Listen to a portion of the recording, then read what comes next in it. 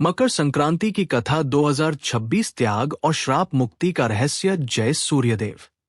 दोस्तों, भगवान सूर्य आपकी झोली खुशियों से भर दे और इस कथा को सुनने मात्र से आपके जीवन के सारे कष्ट झलकर राख हो जाए। नमस्ते मेरे प्यारे श्रोताओं, आज हम एक ऐसी यात्रा पर निकलने वाले हैं जो आपके मन के सारे अंधेरे को मिटाकर उसे सूर्य की पहली किरण जैसी चमक से भर देगी। क्या आप जानते हैं कि जब पूरी दुनिया गहरी नींद में सोई होती है तब प्रकृति में एक ऐसा बदलाव होता है जो हमारी किस्मत के बंद दरवाजे खोल सकता है। क्या कभी आपने सोचा है कि क्यों एक मुट्ठी काले तिल इंसान के जन्मों जन्मों के पाप काट सकते हैं? क्या कोई ऐसी शक्ति है जो समय के पहिए को रोककर मृत्यु के देवता को भी झुकने पर मजबूर कर देती है? और सबसे बड़ा रहस्य, वो कौन सा दान है जिसे करने के बाद इंसान कभी गरीब नहीं रहता? आज की ये कथा सिर्फ एक कहानी नहीं, बल्कि आपके जीवन के उन 5 बड़े रहस्यों का उत्तर है जिन्हें आज तक दुनिया से छिपा कर रखा गया। इन सवालों के जवाब हमें उस महागाथा में मिलेंगे जिसे हम मकर संक्रांति के नाम से जानते हैं। तो चलिए अपनी आंखें बंद कीजिए और भक्ति के इस गहरे सागर में गोता लगाइए। इससे पहले कि हम इस पावन कथा की शुरुआत करें, प्रेम से कमेंट में जय सूर्यदेव लिखिए और इस भक्तिमय परिवार का हिस्सा बनने के लिए वीडियो को लाइक करके चैनल को सब्सक्राइब जरूर कर दें, ताकि ये पुण्य की गंगा हर किसी तक पहुंच सके और भगवान का आशीर्वाद आप पर बना रहे। अब आगे बढ़ते हैं। हवाओं में ऐसी कम कंपी थी जैसे बर्फ की सुइयां चुभ रही हो। आर्यावर्त का वह कोना जहां कभी पक्षियों की चहचहाट से सुबह होती थी, आज वहां सन्नाटा पसरा हुआ था। सूर्यदेव की किरणें जैसे थक चुकी थी, उनका तेज फीका पड़ गया था। धुंध इतनी गहरी थी कि हाथ को हाथ दिखाई नहीं देता था। इसी धुंध के बीच पहाड़ी की चोटी पर बना ऋषि अर्क का आश्रम अपनी दयनीय स्थिति पर रो रहा था। ऋषि अर्क, जो कभी वेदों के झाता और तेज के स्वामी थे, आज अपनी कुटिया के बाहर पथराई आंखों से आकाश की ओर देख रहे थे। उनके आश्रम में जो कभी सैकड़ों शिष्य पढ़ते थे, आज वहां केवल सन्नाटा और खाली बर्तन बच्चे थे। ऋषि अर्क ने लंबी सांस लेते हुए सोचा कि क्या धर्म का अंत निकट है। उनकी दिव्य दृष्टि देख पा रही थी कि ये केवल मौसम की ठंड नहीं है, बल्कि ये एक आध्यात्मिक अंधकार है जो मनुष्य के भीतर घर कर रहा है। उन्होंने मन ही मन एक संकल्प लिया कि जब तक सूर्य देव का रथ उत्तरायण की दिशा में नहीं मुड़ता और मकर संक्रांति का उदय नहीं होता, वे चैन से नहीं बैठेंगे। उन्होंने अपनी कांपती आवाज में आकाश को ललकारा और कहा कि हे जगत के पालनहार, क्या आप अपनी संतानों को इस अंधकार में तड़पता छोड़ देंगे? उनके संकल्प की गूंज पहाड़ियों से टकराने लगी, पर उत्तर में केवल बर्फीली हवाओं की साए साए सुनाई दी। अभी तो परीक्षा की शुरुआत थी और संकट के बादल और गहरे होने वाले थे। उसी ठंडे और उजाड़ आश्रम के एक कोने में एक छोटी सी रसोई थी, जहां वेदवती कुछ ढूंढ रही थी। वेदवती ऋषि अर्क की वह शिष्या थी जिसके हृदय में ममता का सागर बहता था। आश्रम के जो छोटे बालक भूख से बिलख रहे थे, उनके चेहरे देख देखकर वेदवती का कलेजा फटा जा रहा था। उसने फटे हुए पुराने कंबल में खुद को लपेटा हुआ था, पर उसे अपनी ठंड की चिंता नहीं थी। उसे चिंता थी उन नन्हे बच्चों की जो कड़ाके की सर्दी में कांप रहे थे। उसने देखा कि अन्न का दाना भी अब खत्म होने को आया है। उसने बच्चों के सिर पर हाथ फेरते हुए कहा कि घबराओ मत, मकर संक्रांति आने वाली है। उसने उन बच्चों को ढांढस बंधाया कि जिस दिन सूर्य देव मकर राशि में प्रवेश करेंगे, उस दिन सारा अंधेरा छूट जाएगा और कोई भूखा नहीं सोएगा। वेदवती हर रात जागकर सूर्य देव की स्तुति करती थी। उसकी आंखों में एक अजीब सी चमक थी, एक ऐसी आशा जो मरना नहीं जानती थी। उसने अपने गुरु ऋषि अर्क को देखा जो समाधि में थे, और फिर उन बच्चों को देखा। उसने तय कर लिया कि वह अपनी अंतिम सांस तक इन मासूमों की रक्षा करेगी। लेकिन क्या एक शिष्य की श्रद्धा उस भयंकर अकाल और अंधकार को मात दे पाएगी जो पूरे आर्यावर्त को निगलने के लिए तैयार खड़ा था? जैसे जैसे दिन बीत रहे थे, आश्रम की स्थिति और भी बिगड़ती जा रही थी। ऋषि अर्क की देह दुर्बल हो गई थी, पर उनके चेहरे पर एक रहस्यमयी मुस्कान रहती थी। एक रात जब वेदती उनके चरण दबा रही थी तो उसने धीरे से पूछा कि गुरुदेव, आखिर इस तपोवन की खुशियां किसने छीन ली? ऋषि अर्क की आंखों में आंसू आ गए। उन्होंने बताया कि ये किसी बाहरी शत्रु का काम नहीं है, बल्कि एक प्राचीन श्राप का फल है। ऋषि ने कहा कि बहुत समय पहले उनसे एक भूल हुई थी। उन्होंने अनजाने में प्रकृति के एक नियम का अपमान किया था, जिसके कारण उन्हें यह शाप मिला कि उनके आश्रम पर तब तक खुशहाली नहीं आएगी जब तक कोई निस्वार्थ आत्मा अपना सर्वस्व दान ना कर दे। वेदवती ये सुनकर सन्न रह गई। उसे समझ आ गया कि गुरुदेव के तप का फल समाज तक क्यों नहीं पहुंच पा रहा है। ऋषि अर्क ने कहा कि इस श्राप का तौर केवल मकर संक्रांति के पवित्र दिन ही मिल सकता है, क्योंकि उसी दिन सूर्य का तेज सबसे शुद्ध होता है। लेकिन वह त्याग कौन करेगा और क्या वह त्याग इस श्राप की आग को बुझा पाएगा? रहस्य की ये पहली गांठ खुल तो गई थी, पर संकट का समाधान अभी भी मीलों दूर था। आश्रम के बुझते हुए चूल्हे के पास बैठकर वेदती बहुत उदास थी। तब ऋषि अर्क ने उसे अपने पास बुलाया। उन्होंने कहा कि पुत्री, उदास मत हो। मैं तुम्हें एक ऐसी कथा सुनाता हूं जो तुम्हें साहस देगी। ऋषि ने सुनाना शुरू किया कि जब समय का प्रारंभ हुआ था तब नन्हे सूर्य को बहुत जोर की भूख लगी थी। वे बालक रूप में थे और पूरे ब्रह्मांड में केवल अंधकार था। तब उन्होंने ब्रह्मा जी से पूछा कि मैं क्या खाऊं जिससे मेरी भूख मिटे। ब्रह्मा जी ने कहा कि तुम्हें संसार के कष्टों को निगलना होगा और बदले में प्रकाश देना होगा। नन्हे सूर्य ने उस दिन वचन दिया कि वे हर साल मकर संक्रांति के दिन धरती के करीब आएंगे, ताकि लोगों के दुखों को जलाकर उन्हें नया जीवन दे सके। ये सुनकर वेदती की आंखों में नई उम्मीद जाग उठी। उसने महसूस किया कि मकर संक्रांति केवल एक त्योहार नहीं, बल्कि एक वचन है जो भगवान ने अपनी सृष्टि से किया है। ऋषि ने कहा कि देखो वेदवती, जब भगवान खुद कष्ट सहकर हमें प्रकाश देते हैं तो क्या हम थोड़ा धैर्य नहीं रख सकते? इस कथा ने वेदवती के मन में मकर संक्रांति के प्रति ऐसी श्रद्धा भर दी जो पत्थर को भी पिघला दे। पर क्या ये श्रद्धा गांव वालों के बढ़ते अविश्वास को रोक पाएगी? गांव की स्थिति और भी भयावह हो गई थी। कुएं सूख चुके थे और खेतों की मिट्टी पत्थर जैसी सख्त हो गई थी। ग्रामीणों का धैर्य अब जवाब दे रहा था। एक सुबह सैकड़ों लोग लाठियां लेकर ऋषि अर्क के आश्रम के बाहर जमा हो गए। वे चिल्ला रहे थे कि यह सब ऋषि के मनहूस श्राप के कारण हो रहा है। उन्होंने कहा कि हमें यहां से जाना होगा। यह आश्रम और यह भूमि अब रहने लायक नहीं रही। गांव के मुखिया ने कठोर शब्दों में कहा कि ऋषि अर्क, आपकी भक्ति ने हमें भूखा मार दिया है। वेदवती बाहर आई और हाथ जोड़कर गिड़गिड़ाने लगी कि बस मकर संक्रांति तक रुक जाइए, सूर्यदेव का आगमन होने वाला है। पर लोगों ने उसकी एक ना सुनी। वे अपना बोरिया बिस्तर बांधकर पलायन करने लगे। ऋषि अर्क अपनी कुटिया के अंदर शांत बैठे रहे, पर उनकी आंखों से बहते आंसू बता रहे थे कि वे अपनी प्रजा का दुख नहीं देख पा रहे हैं। गांव खाली हो रहा था और आश्रम अकेला पड़ता जा रहा था। अब केवल कुछ ही दिन बचे थे संक्रांति में, और ऐसा लग रहा था जैसे दानव अंधकार जीत रहा है। क्या वेदवती अकेले इस विश्वास की मशाल को जलाए रख पाएगी जब पूरी दुनिया उसका साथ छोड़ चुकी है? चलिए इस पावन कथा की गहराई में और उतरते हैं, जहां श्रद्धा और संकट का वो महासंगम होने वाला है जिसे सुनकर आपकी रूह कांप जाएगी। गांव खाली हो चुका था और आश्रम में अब गहरा सन्नाटा था।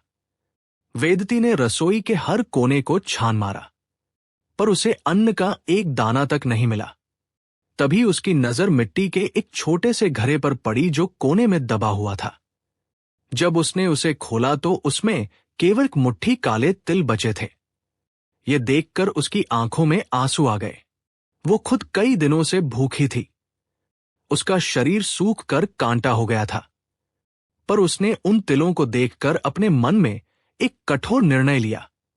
उसने सोचा कि ये तिल मेरे प्राण बचाने के लिए नहीं, बल्कि आने वाली मकर संक्रांति के महापर्व पर सूर्य देव को अर्घ्य देने और दान करने के लिए है। उसने उस घड़े को अपने सीने से लगा लिया जैसे वह कोई साधारण अनाज नहीं, बल्कि दुनिया की सबसे कीमती संपत्ति हो। उसने खुद भूखा रहना स्वीकार किया ताकि मकर संक्रांति की मर्यादा बनी रहे। बाहर बर्फीली हवाएं और तेज हो गई थी, पर उस एक मुट्ठी तिल ने वेदवती के भीतर विश्वास की एक ऐसी अग्नि जला दी थी जो बुझने का नाम नहीं ले रही थी। पर क्या एक मुट्ठी तिल पूरे आर्यावर्त के भाग्य को बदलने के लिए काफी थे? मकर संक्रांति की पूर्व संध्या आ पहुंची थी। वो रात इतनी भयानक थी कि मानो प्रलय आने वाली हो। बादलों के गर्जन से धरती कांप रही थी और आश्रम की छतें उड़ने को तैयार थी। ऋषि अर्क अपने आसन पर अडिग बैठे थे, पर उनकी देह धीरे धीरे ठंडी पड़ रही थी। वेदती ने देखा कि यदि कल सुबह मकर संक्रांति के शुभ मुहूर्त पर सूर्यदेव को जल न चढ़ाया गया और अर्घ्य न दिया गया तो गुरुदेव के प्राण संकट में पड़ सकते हैं। आधी रात को अचानक आश्रम के द्वार पर एक जोरदार टक्कर हुई। ऐसा लगा जैसे कोई अदृश्य शक्ति अंदर घुसना चाहती हो। वेदती ने थरथराते हाथों से दीपक जलाया और द्वार की ओर बढ़ी। बाहर का दृश्य देखकर उसकी चीख निकल गई। तूफान इतना प्रबल था कि पैर झर से उखड़ रहे थे, पर वेदती के मन में केवल एक ही धुन सवार थी कि चाहे कुछ भी हो जाए, कल मकर संक्रांति की पहली किरण के साथ उसे सरयू के तट पर पहुंचना ही होगा।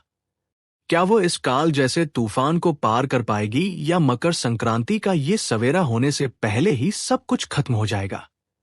तूफान के बीच कुटिया के अंदर रोशनी की एक मध्यम सी लौ जल रही थी। वेदती ने ऋषि अर्क के पास बैठकर उनके ठंडे हाथों को थाम लिया। तब ऋषि ने अपनी आंखें खोली और उसे ढांढस बंधाते हुए एक ऐसी बात कही जो उसने पहले कभी नहीं सुनी थी। ऋषि ने बताया कि ये जो तिल तुम्हारे पास है, ये कोई साधारण वस्तु नहीं है। उन्होंने कथा सुनाई कि जब भगवान विष्णु बहुत गहरे योग में थे, तब उनके शरीर से पसीने की कुछ बूंदें गिरी, जिससे इस धरती पर तिल की उत्पत्ति हुई। ऋषि ने कहा कि मकर संक्रांति के दिन तिल का दान केवल अन्न का दान नहीं है, बल्कि ये मनुष्य के भीतर की नकारात्मकता और मानसिक संताप को दूर करने वाली दिव्य शक्ति है। उन्होंने समझाया कि जो व्यक्ति मकर संक्रांति पर श्रद्धा से तिल का स्पर्श करता है या दान करता है, यमराज भी उसके मार्ग से हट जाते हैं। वेदवती ने उस पोटली को और कसकर पकड़ लिया। अब उसे समझ आया कि क्यों ये एक मुट्ठी तिल उसके लिए पूरी दुनिया से बढ़कर थे। लेकिन उसे क्या पता था कि इन्हीं तिलों को छीनने के लिए अंधकार का एक भयानक दूत उसका मार्ग रोकने के लिए तैयार खड़ा है। सुबह होने में अभी कुछ ही समय बाकी था। कड़ाके की ठंड ऐसी थी कि पानी पत्थर बन चुका था। वेदती ने अपनी पोटली संभाली और अंधेरे में ही पवित्र सरयू नदी की ओर चल पड़ी। मार्ग इतना कठिन था कि हर कदम पर मौत का एहसास हो रहा था। उसके पैर नंगे थे और बर्फ पर चलने के कारण उनमें से खून रिस रहा था। अचानक उसे महसूस हुआ कि कोई उसका पीछा कर रहा है। झाड़ियों के पीछे से दो दहकती हुई लाल आंखें उसे घूर रही थी। हवा में एक अजीब सी दुर्गंध फैल गई और चारों ओर का वातावरण और भी डरावना हो गया। वेदती ने हिम्मत नहीं हारी और मकर संक्रांति का नाम जपते हुए आगे बढ़ती रही। उसे रुकना नहीं था, क्योंकि मकर संक्रांति का वह पावन मुहूर्त बीत गया तो फिर सब कुछ व्यर्थ हो जाता। जैसे ही वह नदी के करीब पहुंची, सामने एक विशाल परछाई खड़ी हो गई, जिसने रास्ता पूरी तरह बंद कर दिया था। वो परछाई हंसते हुए कह रही थी कि आज मकर संक्रांति का सूरज नहीं उगेगा। वह परछाई कोई साधारण साया नहीं थी, बल्कि वो तिमिर नाम का एक असुर था। वो असुर अंधकार का स्वामी था और उसका उद्देश्य था सूर्य के उत्तरायण होने की गति को रोकना। तिमिरासुर ने गरजते हुए कहा कि अगर आज सूर्य मकर राशि में प्रवेश कर गया तो मेरी शक्तियां समाप्त हो जाएंगी। इसलिए मैं आज इस नदी के तट पर किसी को भी अर्घ्य नहीं देने दूंगा। उसने वेदवती की ओर हाथ बढ़ाया और उससे वो तिल की पोटली छीनने की कोशिश की। वेदवती पीछे हटी और उसने देखा कि नदी का जल भी अब काला पड़ता जा रहा है। असुर ने उसे डराया, उसे लालच दिया कि वह उसे दुनिया की सारी दौलत दे देगा, बस वह मकर संक्रांति का संकल्प छोड़ दे। पर वेदवती की आंखों में वो ममता थी जो हारना नहीं जानती थी। उसने असुर की आंखों में आंखें डालकर कहा कि मेरा शरीर नश्वर है पर मेरी श्रद्धा अमर है। मकर संक्रांति का सूर्य उकर रहेगा और तुम्हारा अंत निश्चित है। अब वहां एक ऐसी लड़ाई शुरू होने वाली थी जहां एक तरफ आसुरी शक्ति थी और दूसरी तरफ एक अबला शिष्य की अटूट भक्ति। चलिए श्रद्धा और साहस के उस शिखर की ओर बढ़ते हैं जहां अंधकार का अंत और प्रकाश का विजयगान होने वाला है। असुर तिमिर की गर्जना से आकाश कांप रहा था, पर वेदवती के कदम पीछे नहीं हटे। उसने अपनी आंखें बंद की और अपने गुरु ऋषि अर्क का ध्यान किया। उसने महसूस किया कि उसके चारों ओर एक सुनहरी चमक पैदा हो रही है। असुर ने उस पर काली माया के कई प्रहार किए, पर वे सब वेदवती के पास पहुंचते ही ठंडे पड़ जाते थे। वेदवती ने अपने मन की शक्ति और मकर संक्रांति के प्रति अपनी अटूट श्रद्धा से एक अभेद्य सुरक्षा कवच बना लिया था। असुर चिल्ला रहा था कि मुझे वो तिल दे दो, मुझे वो संकल्प दे दो जो तुमने मकर संक्रांति के लिए लिया है। पर वेदवती शांत थी। उसने एक एक कदम बढ़ाते हुए नदी के किनारे की मिट्टी को छुआ। असुर ने उसे रोकने के लिए कई प्रलोभन दिए। उसे दिखाया कि उसके गुरु ठीक हो गए हैं, उसे दिखाया कि गांव धन दौलत से भर गया है। पर वेदवती समझ गई कि ये सब माया है। वह जानती थी कि मकर संक्रांति का असली फल केवल सच्चे त्याग से ही मिलता है। वो हर प्रलोभन को ठुकराकर नदी के उस तट पर जा पहुंची जहां से सूर्य देव का सबसे पहले दर्शन होना था। उसकी श्रद्धा की ढाल ने आज अंधकार को झुकने पर मजबूर कर दिया था। जैसे ही वेदवती नदी के तट पर पहुंची, थकान के कारण उसकी आंखें कुछ पल के लिए मूंद गई। उसी अवस्था में उसे एक दिव्य स्वप्न दिखाई दिया। उसने देखा कि हजारों साल पहले इसी पावन धरती पर राजा सगर के 60,000 पुत्रों की भस्म पड़ी हुई थी।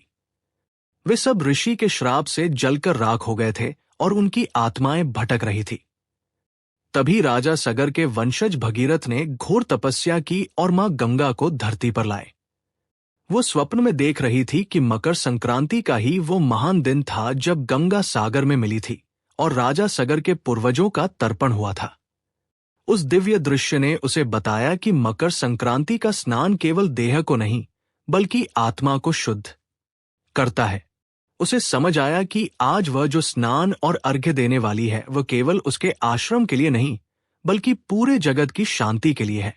इस स्वप्न ने उसके भीतर एक नई ऊर्जा भर दी। उसे महसूस हुआ कि उसके पीछे उसके पूर्वजों और समस्त देवताओं का आशीर्वाद है। अब उसे बस इंतजार था उस एक पल का जब मकर संक्रांति का सूर्य अपनी पहली किरण बिखेरेगा। रात का आखिरी पहर बीत चुका था और पूरब की दिशा में लाली छाने लगी थी। वो अद्भुत क्षण आ गया था जिसका इंतजार पूरी सृष्टि कर रही थी। मकर संक्रांति का सूर्य अपने रथ पर सवार होकर उत्तरायण की ओर मुड़ चुका था। वेदवती कांपते हुए शरीर के साथ नदी के बर्फीले पानी में उतरी। पानी इतना ठंडा था कि सांस लेना दुभ था, पर उसके मन में भक्ति की गर्मी थी। जैसे ही सूर्य की पहली सुनहरी किरण पानी की लहरों से टकराई, वेदवती ने अपनी हथेलियों में जल लिया और उसमें वे कीमती काले तिल मिलाए। उसकी आंखों से खुशी के आंसू छलक पड़े और वे आंसू अर्घ्य के जल में मिल गए। उसने वह जल सूर्य देव को समर्पित कर दिया। उसे क्षण में पूरी नदी का रंग बदल गया। जो पानी काला और मैला दिख रहा था वो अचानक पवित्र और निर्मल हो गया।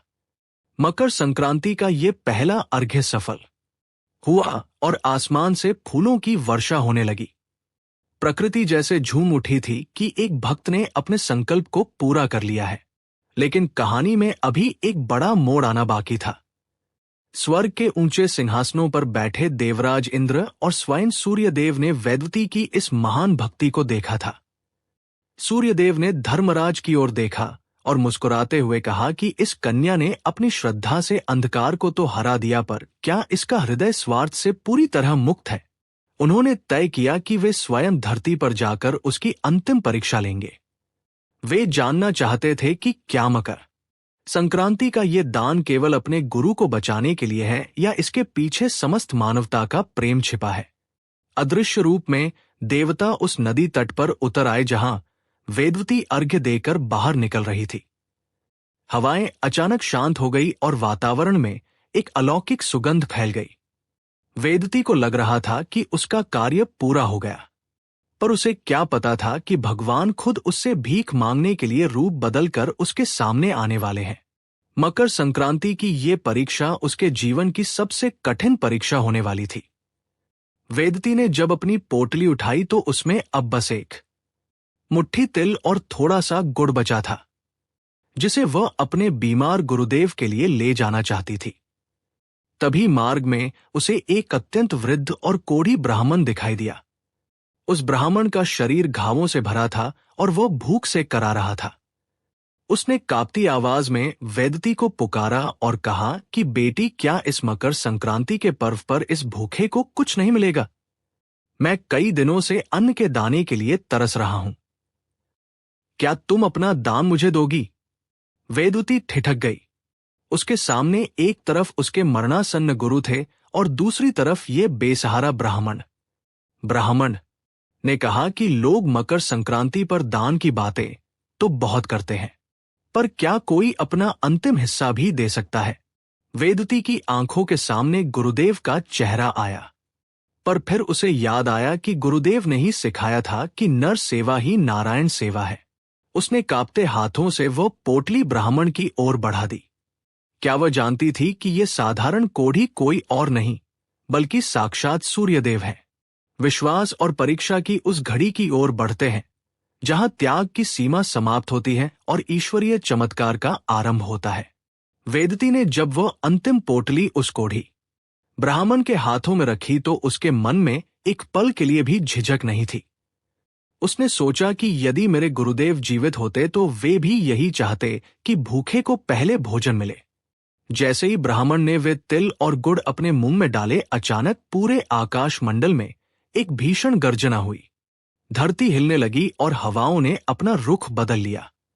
वेदती ने देखा कि वह कोढ़ी ब्राह्मण अब करा नहीं रहा था, बल्कि उसके शरीर से एक ऐसी चमक निकल रही थी जिसे आंखों से देख पाना असंभव था। मकर संक्रांति के उस पावन दिन पर वेदवती ने अपना सर्वस्व दान कर दिया था। उसके पास अब गुरु के लिए कुछ नहीं बचा था, पर उसके चेहरे पर एक असीम शांति थी।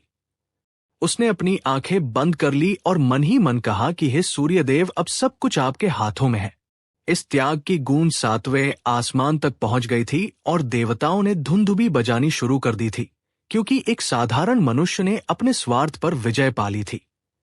उधर पहाड़ी पर बने उस वीरान आश्रम में एक अद्भुत घटना घट रही थी। ऋषि अर्क, जो अपनी अंतिम सांसें गिन रहे थे, अचानक उनके शरीर में एक नई ऊर्जा का संचार होने लगा। जैसे ही वेदती का दान पूरा हुआ, वैसे ही ऋषि के शरीर पर वो प्राचीन शाप धुओं की तरह उड़ने लगा। आश्रम की सूखी लकड़ियों में नई कोपलें फूटने लगी और जो पौधे बरसों पहले सूख चुके थे वे फूलों से लद गए। चिड़ियों की चहचहाट से पूरा तपोवन गूंज उठा। ऋषि अर्क ने अपनी आंखें खोली और देखा कि मकर संक्रांति का सूर्य उनके आंगन में अपनी सुनहरी किरणें बिखेर रहा है। उन्हें समझ आ गया कि उनकी शिष्या ने वो असंभव कार्य कर दिखाया है जिसकी प्रतीक्षा सदियों से हो रही थी। शाप की वह करवाहट अब मकर संक्रांति की मिठास में बदल चुकी थी। आश्रम अब केवल एक कुटिया नहीं था, बल्कि वह स्वर्ग का एक टुकड़ा बन गया था, जहां हर ओर खुशहाली और हरियाली लौट आई थी। जब वेदती उस चमत्कार को देख रही थी, तब ऋषि अर्क की दिव्य वाणी उसके कानों में गूंजी।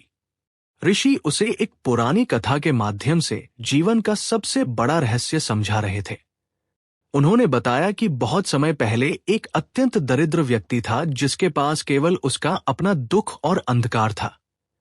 मकर संक्रांति के दिन उसने सूर्यदेव से कहा कि मेरे पास दान देने के लिए कुछ नहीं है, क्या आप मेरा ये अंधकार लेंगे? सूर्यदेव ने हंसते हुए उसका सारा दुख और दरिद्र स्वीकार कर लिया और बदले में उसे अपने तेज का एक अंश दे दिया। ऋषि ने समझाया कि मकर संक्रांति का ये पर्व हमें सिखाता है कि दान केवल वस्तुओं का नहीं होता, बल्कि अपने भीतर के विकारों और अंधकार का भी होता है। जो व्यक्ति अपने अहंकार को सूर्य के चरणों में अर्पित कर देता है, वो स्वयं प्रकाश बन जाता है। वेदती को अब समझ आया कि उसका दान केवल एक मुट्ठी तिल का नहीं था, बल्कि उसने अपने डर और संकोच को दान कर दिया था। तभी नदी के तट पर वह चमत्कार हुआ जिसकी कल्पना किसी ने नहीं की थी। वो वृद्ध ब्राह्मण अचानक गायब हो गया और उसकी जगह एक विशाल और तेजस्वी प्रकाश पुंज प्रकट हुआ। वेदवती ने अपनी आंखें मली और देखा कि स्वयं सूर्यदेव अपने 7 घोड़ों वाले रथ पर सवार होकर उसके सामने खड़े थे। नदी का जल जो पहले निर्मल हुआ था, अब वो शुद्ध स्वर्ण की तरह चमकने लगा था। ऐसा लग रहा था मानो साक्षात मकर संक्रांति अपनी पूरी महिमा के साथ धरती पर उतर आई हो। सूर्यदेव का मुखंडल करोड़ों सूर्यों के समान चमक रहा था, पर वेदवती के लिए वह चमक बहुत ही शीतल और सुखद थी। उन्होंने अपनी मधुर आवाज में कहा कि पुत्री, तुम्हारी करुणा ने मुझे विवश कर दिया कि मैं स्वयं आकर तुम्हारा अर्घ्य स्वीकार करूं। उस पल सरयू नदी का हर कण मकर संक्रांति के झयाकारों से गूंज उठा और वेदवती भक्ति के उस परमानंद में डूब गई जहां शब्द छोटे पड़ जाते हैं और केवल भाव शेष रह जाते हैं। सूर्यदेव ने अपना हाथ उठाकर वेदवती को आशीर्वाद दिया। उन्होंने कहा कि आज से ये दिन जगत में मकर संक्रांति के उस महापर्व के रूप में जाना जाएगा जो मनुष्य को अंधकार से प्रकाश की ओर ले जाएगा। उन्होंने वेदवती को अष्ट सिद्धियों का वरदान दिया और कहा कि तुम्हारी भक्ति के कारण इस क्षेत्र में कभी अकाल नहीं पड़ेगा। सूर्यदेव ने यह भी वरदान दिया कि जो भी मनुष्य आज के दिन श्रद्धा से तिल और गुड़ का दान करेगा, उसके घर में सदैव बरकत बनी रहेगी और उसे कभी अभाव का सामना नहीं करना पड़ेगा। उत्तरायण का ये वरदान केवल वेदवती के लिए नहीं, बल्कि आने वाली समस्त पीढ़ियों के लिए था। सूर्यदेव ने बताया कि मकर संक्रांति से ही देवताओं का दिन शुरू होता है, इसलिए आज का किया गया छोटा सा दान भी अक्षय फल देगा। वेदवती ने नतमस्तक होकर इस वरदान को स्वीकार किया।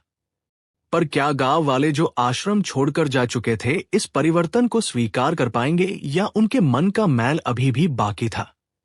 जैसे ही सूर्यदेव ने अपना वरदान समाप्त किया, पूरे आर्यावर्त की फिजा बदल गई। गांव के वे सूखे कुएं जिनमें धूल उड़ रही थी, अचानक मीठे और ठंडे जल से ऊपर तक भर गए। खेतों की वह फटी हुई मिट्टी जो पत्थर जैसी कठोर हो गई थी, पल भर में नर्म हो गई और वहां सुनहरी फसलें लहलहाने लगी। जो ग्रामीण अपना घर छोड़कर भूखे प्यासे दूर जा चुके थे, उन्हें रास्ते में ही एक अलौकिक सुगंध महसूस हुई। उन्हें ऐसा लगा जैसे उनके शरीर की सारी थकान मिट गई है। जब उन्होंने पीछे मुड़कर देखा तो उन्हें अपने गांव के ऊपर एक दिव्य प्रकाश दिखाई दिया। वे सब चकित रह गए कि बिना वर्षा के उनकी धरती कैसे हरी भरी हो गई। ये मकर संक्रांति का वह चमत्कार था जो विश्वास की शक्ति से उपजा था। गांव वालों को अपनी गलती का एहसास होने लगा और वे भागते हुए वापस अपने गांव की ओर लौटने लगे। उन्हें समझ आ गया कि जिस मकर संक्रांति का वे मजाक उड़ा रहे थे, उसी ने आज उनके जीवन को फिर से नया जन्म दिया है। तभी घोड़ों की टापों की आवाज सुनाई दी। उस क्षेत्र का शक्तिशाली राजा सोमदेव अपने लाव लश्कर के साथ वहां पहुंचा। वह स्वभाव से बहुत अहंकारी था और उसे अपनी शक्ति पर बड़ा घमंड था। वह यह देखने आया था कि ऋषि अर्क के आश्रम में ऐसी क्या जादुई घटना घटी है। जब उसने देखा कि पूरी प्रकृति खिल उठी है और वेदवती के चेहरे पर सूर्य जैसी चमक है, तो उसका अहंकार डगमगाने लगा। वो अपने रथ से उतरा और तलवार खींचकर चिल्लाया कि ये सब ढोंग है। लेकिन जैसे ही उसने आश्रम की सीमा में कदम रखा, उसकी आंखों के सामने मकर संक्रांति का वह दिव्य सत्य उजागर हुआ। उसे महसूस हुआ कि उसकी सारी दौलत और सेना उस एक मुट्ठी तिल के दान के सामने तुच्छ है। वेदवती की आंखों में जो शांति थी, उसने राजा के हृदय को बदल दिया। राजा सोमदेव ने अपनी तलवार फेंक दी और अपना कीमती मुकुट उतारकर वेदवती और ऋषि अर्क के चरणों में रख दिया। उसने हाथ जोड़कर माफी मांगी और कहा कि आज मकर संक्रांति ने एक राजा को असली धर्म का अर्थ समझा दिया है। राजा के झुकते ही पूरे गांव में खुशियों का माहौल छा गया। ऋषि अर्क ने आदेश दिया कि आज कोई भी भूखा नहीं रहेगा। गांव के बीचों बीच एक विशाल चूल्हा जलाया गया और मकर संक्रांति के उपलक्ष्य में महाभोज की तैयारी शुरू हुई। वेदती ने स्वयं अपने हाथों से तिल और गुड़ के लड्डू बनाए। ये केवल भोजन नहीं था, बल्कि प्रेम और भाईचारे का प्रसाद था। जो लोग कल तक एक दूसरे के दुश्मन थे, आज वे गले मिल रहे थे। जात पात और ऊंच नीच के सारे भेद मिट गए थे। मकर संक्रांति का वह दिन समाज में एक बड़े बदलाव का साक्षी बना। लोगों ने सीखा कि जैसे तिल और गुड़ मिलकर एक हो जाते हैं, वैसे ही मनुष्य को भी आपस में मिलकर रहना चाहिए। चारों ओर शंखों की ध्वनि गूंज रही थी और हर घर में मकर संक्रांति का दीप जल रहा था। ये एक ऐसा उत्सव था जिसने केवल पेट ही नहीं भरा, बल्कि लोगों की आत्माओं को भी तृप्त कर दिया। जब उत्सव अपने चरम पर था, तब ऋषि अर्क ने सभी को संबोधित किया। उनकी आवाज में आज गजब का ओज था। उन्होंने एक बड़ी भविष्यवाणी की जो आने वाले युगों के लिए थी। ऋषि ने कहा कि सुनो, आर्यावर्त के वासियों, आज से जो भी मनुष्य मकर संक्रांति के इस पवित्र दिन पर सूर्य देव की उपासना करेगा और श्रद्धा से दान देगा, उसका वंश सूर्य की तरह तेजस्वी होगा। उन्होंने कहा कि आज के दिन किया गया दान कभी व्यर्थ नहीं जाता, वो लौटकर 100 गुना होकर वापस आता है। ऋषि ने बताया कि जो लोग आज के दिन अपनी बुराइयों का त्याग करेंगे, उनके जीवन में कभी अंधकार नहीं आएगा। यह भविष्यवाणी हवाओं में तैरने लगी और लोगों के दिलों में बस गई। मकर संक्रांति अब केवल एक तिथि नहीं, बल्कि खुशहाली का एक अमर मंत्र बन गई थी। ऋषि की आंखों में एक संतोष था कि उन्होंने अपनी शिष्या के माध्यम से दुनिया को एक महान सीख दे दी है। जैसे जैसे शाम ढलने लगी, ऋषि ने मकर संक्रांति के पीछे छिपे गहरे विज्ञान और अध्यात्म के बारे में बताना शुरू किया। उन्होंने समझाया कि सूर्य का मकर राशि में प्रवेश करना केवल ग्रहों की चाल नहीं है, बल्कि ये हमारे भीतर की चेतना का जागरण है। उन्होंने बताया कि सूर्य का उत्तरायण होना इस बात का प्रतीक है कि हमें भी अपने जीवन के निचले स्तरों से ऊपर उठकर दिव्यता की ओर बढ़ना चाहिए। मकर संक्रांति का ये विज्ञान बताता है कि कैसे प्रकृति और मनुष्य एक दूसरे से जुड़े हुए हैं। सुनने वाले मंत्रमुग्ध थे। उन्हें पहली बार समझ आया कि क्यों हमारे पूर्वजों ने इस दिन को इतना महत्व दिया था। यह अध्याय श्रोताओं के मन को ज्ञान के उस प्रकाश से भर रहा था जहां कोई संशय नहीं बचता। मकर संक्रांति का यह दर्शन केवल पुराने समय की बात नहीं थी, बल्कि यह आज के मनुष्य के लिए भी एक मार्गदर्शक बनकर उभरा था। चलिए श्रोताओं, अब हम इस महागाथा के उस अंतिम पड़ाव पर हैं, जहां भक्ति और विदाई की लहरें हमारे हृदय को छूने वाली हैं। जैसे ही मकर संक्रांति का सूरज अपनी लालिमा बिखेर कर ढलने लगा, वेदवती के चेहरे पर एक अलौकिक नूर छा गया। उसने अपने गुरु ऋषि अर्क के चरण छुए और उनकी आंखों में झांक कर देखा। ऋषि समझ गए थे कि उनकी प्रिय शिष्या का इस धरती पर जो उद्देश्य था वह पूरा हो चुका है। वेदवती ने धीरे धीरे नदी की ओर कदम बढ़ाए। गांव के लोग राजा सोमदेव और आश्रम के नन्हे बालक उसके पीछे पीछे चलने लगे। सबकी आंखों में आंसू थे, पर वेदती मुस्कुरा रही थी। उसने कहा कि मकर संक्रांति हमें सिखाती है कि जिसका उदय हुआ है उसे एक दिन अस्त भी होना है, पर याद रहे कि हर सूर्यास्त के बाद एक नया सवेरा होता है। देखते ही देखते वेदती का शरीर एक सुनहरी ज्योति में बदलने लगा। वह ज्योति धीरे धीरे आकाश की ओर बढ़ी और सूर्यदेव की किरणों में जाकर विलीन हो गई। पूरी घाटी में उसकी वाणी गूंज रही थी कि प्रेम ही ईश्वर है और दान ही धर्म है। उसकी वह विदाई इतनी भावुक थी कि आज भी उन पहाड़ों की हवाओं में वेदवती की करुणा महसूस की जा सकती है। वेदती के जाने के बाद कई पीढ़ियां बीत गई, पर उस गांव और आश्रम की यादें कभी धुंधली नहीं हुई। आज भी जब मकर संक्रांति का दिन आता है तो वहां की मिट्टी से तिल और गुड़ की सौंधी खुशबू आने लगती है। लोगों ने उस स्थान पर एक छोटा सा मंदिर बनाया जहां आज भी मकर संक्रांति के दिन हजारों लोग आकर माथा टेकते हैं। ये कथा बताती है कि शरीर मर जाता है, पर श्रद्धा अमर रहती है। उस गांव में आज भी कोई घर ऐसा नहीं है जहां मकर संक्रांति पर दान न किया जाता हो। वहां के लोग अपनी पहली फसल का एक हिस्सा दान के लिए सुरक्षित रखते हैं, ठीक वैसे ही जैसे वेदवती ने अपनी अंतिम मुट्ठी भर तिल रखे थे। मकर संक्रांति की वह परंपरा उस गांव के लिए एक जीवन शैली बन गई है। ये अध्याय हमें सिखाता है कि हमारे अच्छे कर्म ही हैं जो हमारे जाने के बाद भी इस दुनिया को रोशनी देते रहते हैं। मकर संक्रांति की उस पावन गाथा का फल पूरे आर्यावर्त में फैल गया। सूर्यदेव और धर्मराज के आशीर्वाद से वो भूमि हमेशा के लिए धन्य हो गई। जो लोग मकर संक्रांति के महत्व को नहीं जानते थे, वे अब इसकी महिमा का गुणगान करने लगे। सूर्यदेव ने यह सुनिश्चित किया कि जो कोई भी इस कथा को सुनेगा या सुनाएगा, उसके जीवन से दरिद्रता और मानसिक क्लेश का अंत हो जाएगा। धर्मराज ने भी वरदान दिया कि मकर संक्रांति पर तिल का दान करने वाले को लंबी आयु और उत्तम स्वास्थ्य का आशीर्वाद प्राप्त होता है और उसे अंत समय में शांति प्राप्त होगी। भगवान के यह आशीर्वाद आज भी उन भक्तों को फल देते हैं जो पूरी श्रद्धा के साथ मकर संक्रांति का पर्व मनाते हैं। ये केवल एक कहानी नहीं रह गई, बल्कि एक जीवित वरदान बन गई जिसने हजारों डूबते हुए परिवारों को सहारा दिया और उन्हें अंधकार के गर्त से बाहर निकाला।